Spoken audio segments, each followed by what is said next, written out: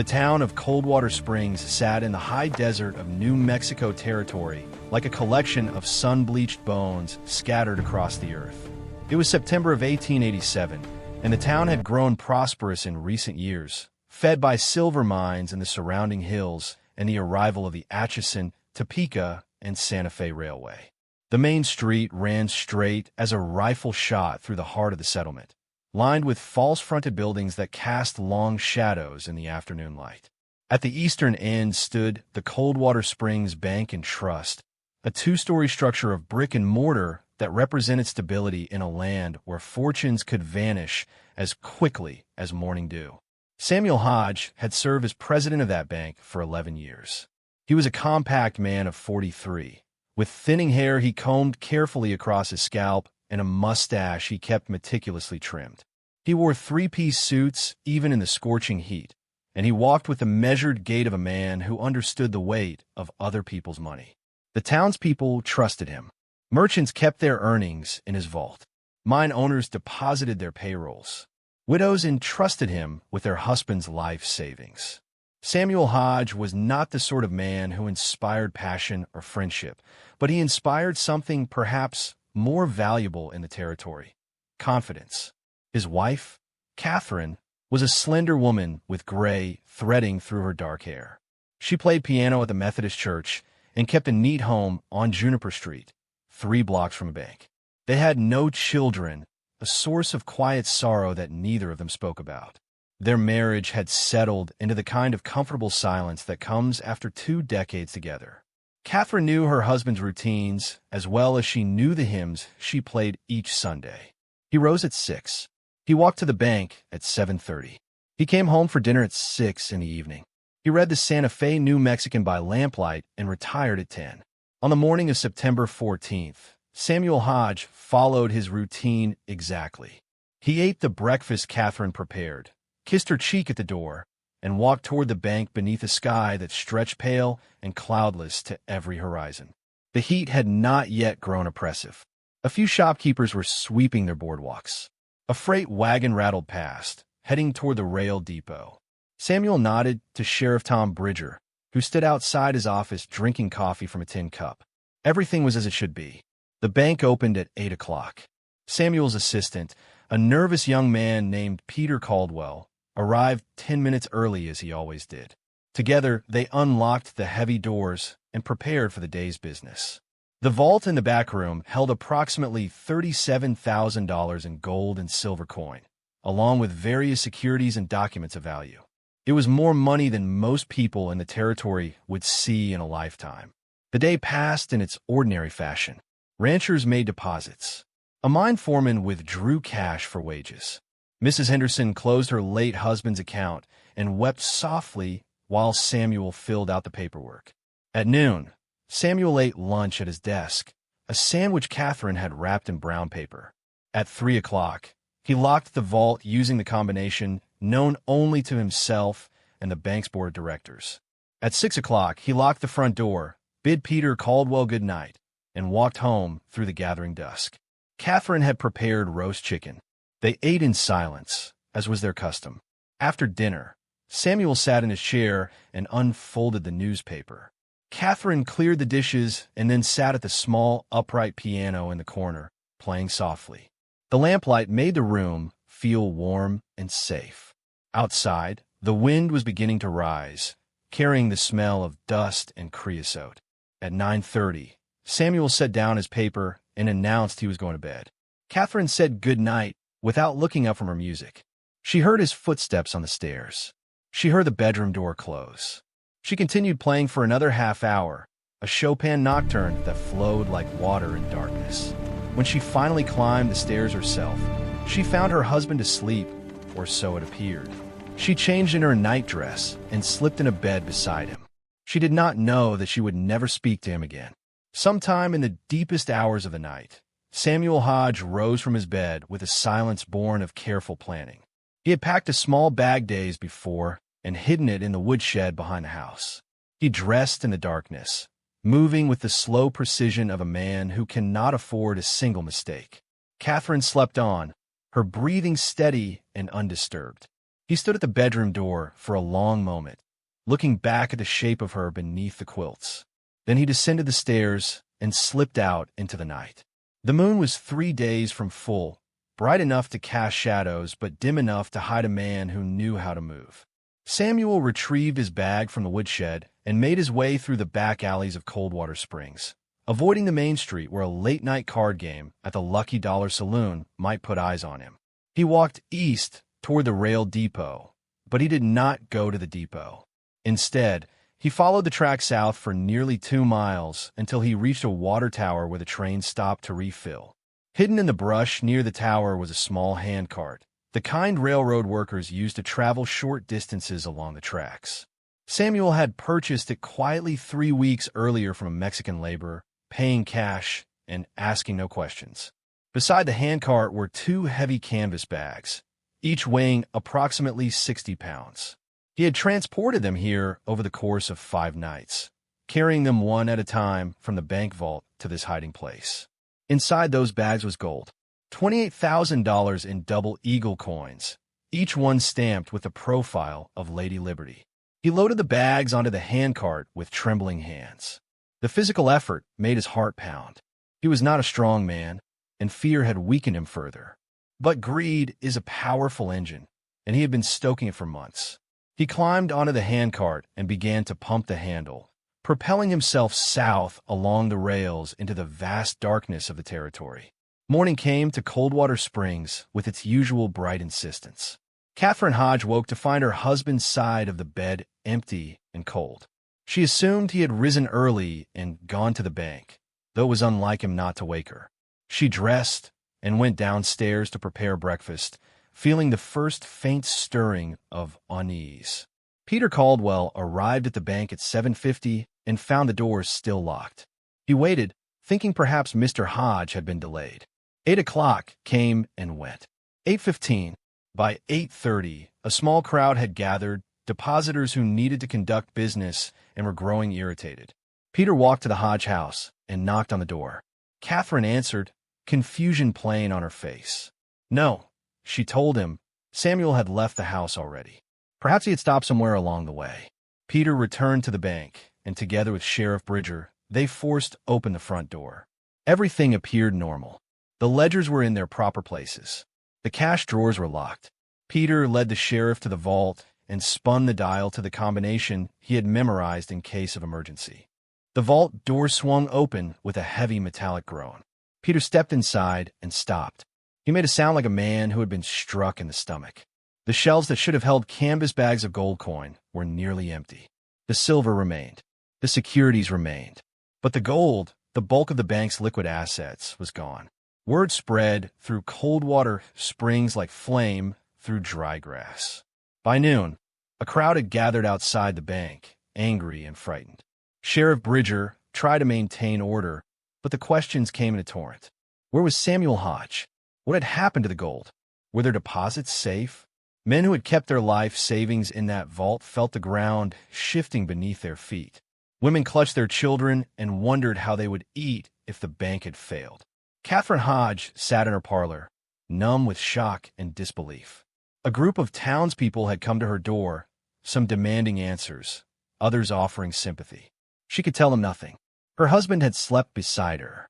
He had risen. He had vanished. The man she had lived with for 20 years had become a stranger in the span of a single night. Sheriff Bridger organized a search party. Men fanned out through the town and the surrounding desert, looking for any sign of Samuel Hodge. They found nothing. No body, no tracks, no evidence of foul play. It was as if he had been lifted from the earth by an invisible hand. By the second day, the theory everyone whispered but few wanted to believe had become the only explanation that made sense. Samuel Hodge had stolen the gold. Samuel Hodge had run. The bank's board of directors met in emergency session. They examined the books and discovered that Hodge had been manipulating the records for months, creating false entries that masked the gradual disappearance of the gold.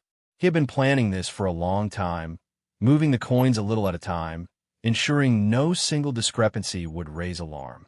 It was patient work, the work of a meticulous mind. It was also the work of a desperate man. Investigation revealed debts no one had known about. Samuel had been speculating in mining stocks, and he had lost badly. He owed money to investors in Denver and San Francisco. He had borrowed against the value of his home. He had been drowning slowly, and he had chosen to save himself by stealing from everyone who trusted him. Sheriff Bridger sent telegrams to law enforcement across the territory and into Texas and Arizona. He contacted the Pinkerton Detective Agency, who dispatched an agent named Marcus Finn. Finn was a lean man with cold eyes and a reputation for relentless pursuit. He arrived in Coldwater Springs 4 days after the theft and began his investigation with methodical precision. Finn questioned everyone who had known Samuel Hodge. He examined the bank's records.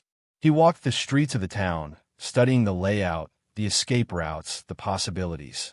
He discovered the missing handcart and the tracks near the water tower. He followed the rail line south, finding the places where someone had stopped to rest, the indentations where heavy bags had been set down. The trail led into the vast emptiness of the desert, and there it disappeared. Weeks passed. The initial fury in Coldwater Springs settled into a bitter resentment. The bank managed to avoid complete failure, but many depositors lost money. Small businesses closed. Families left town, seeking opportunities elsewhere. The Methodist Church saw its attendance dwindle. Catherine Hodge became a ghost in her own community, shunned by some, pitted by others. She sold the house to pay her husband's debts and moved into a boarding house on the edge of town. She stopped playing piano. Marcus Finn continued his pursuit. He learned that a man matching Samuel Hodge's description had been seen in a small settlement called Tres Cruces, 60 miles south of Coldwater Springs. Finn rode there and questioned the locals. Yes, they said, a man like that had passed through, traveling alone, moving at night. He had purchased supplies and kept to himself. He had headed west, toward the mountains. The trail grew colder as it climbed into the high country. Finn followed it with a patience that bordered on obsession. He slept on the ground and ate jerky and hardtack. He interviewed prospectors and ranchers and anyone who might have seen a man traveling alone with heavy bags. Slowly, piece by piece, he constructed a path. In late November, as the first snow began to fall in the mountains, Finn arrived at a mining camp called Silver Thread. It was a rough collection of tents and lean-tos clinging to the side of a ravine. The miners there were hard men, suspicious of strangers.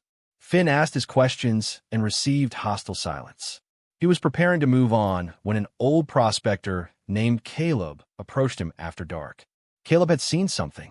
6 weeks earlier, he had been working a claim high up the ravine when he noticed a man camping in a cave about a quarter-mile away. The man had been there for 3 days, and he seemed nervous, constantly watching the approaches.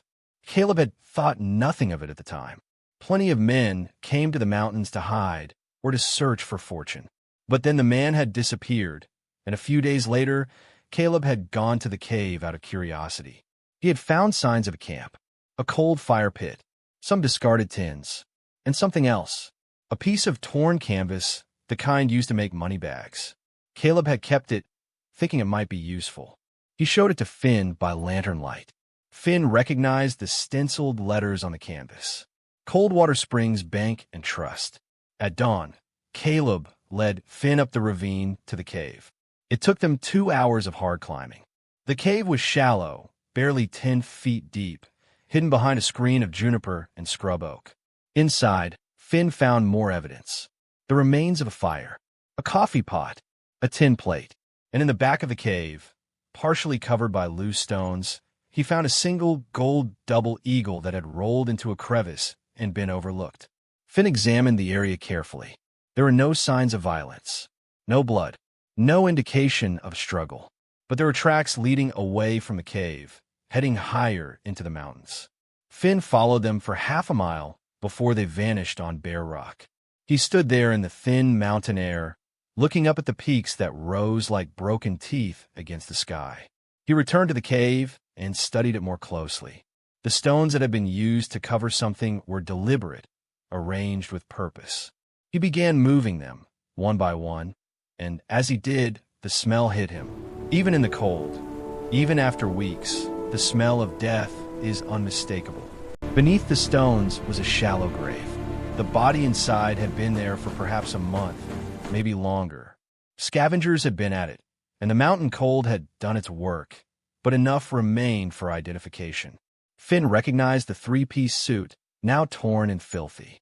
He found a watch in the vest pocket, still ticking. The initials engraved on the case read SH. Samuel Hodge had made it this far. He had carried his stolen gold into the mountains, perhaps intending to cash it and retrieve it later, or perhaps planning to start a new life in California or Mexico. But something had gone wrong. Finn searched the area thoroughly. He found no gold. He found no bags. He found only the body and the few personal effects that had been left behind.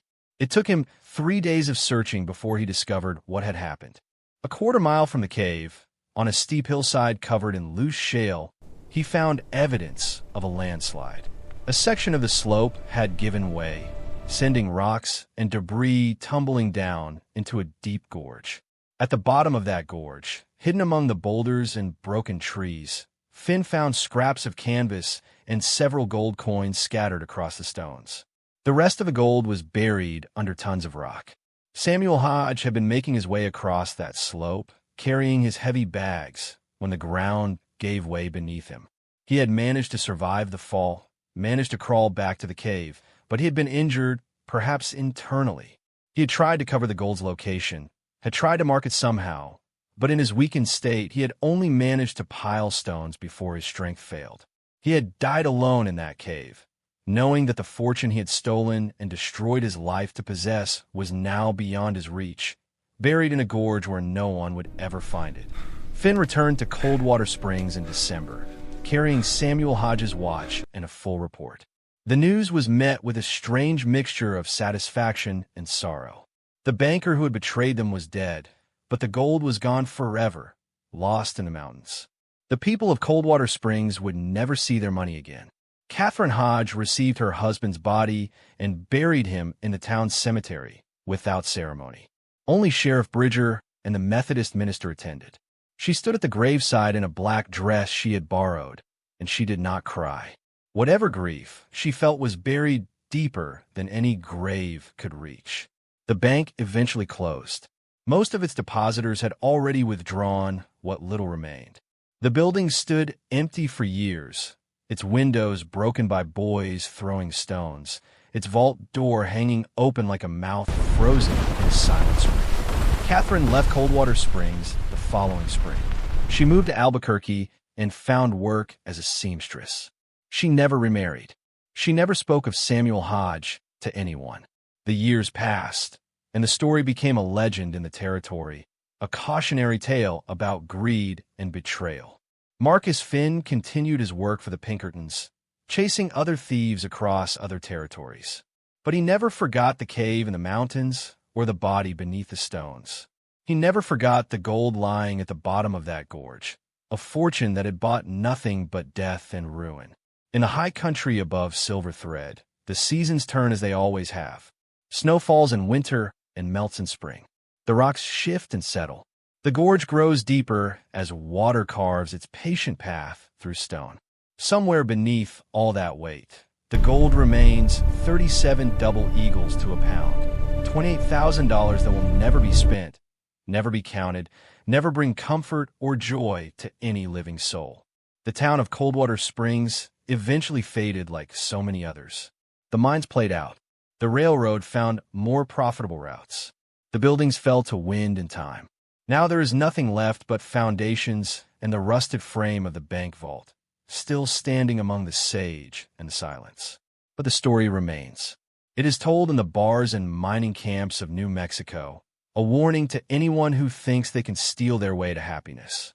It is a reminder that some prices are too high to pay, and some fortunes are cursed from the moment they are taken. Samuel Hodge sought to save himself and lost everything. In the end, he died the way he lived, alone, calculating, clutching at treasure that slipped through his fingers like desert sand. The gold he stole bought him nothing but a shallow grave in a forgotten cave and a legacy of shame that outlived him by generations. This is the nature of greed. It promises freedom and delivers only chains. It whispers a security and leads to ruin. And somewhere in the mountains of New Mexico, beneath stones and silence, that truth remains buried, waiting for no one, worth nothing, eternal and cold as the stars that shine over the unmarked places where desperate men meet their fates.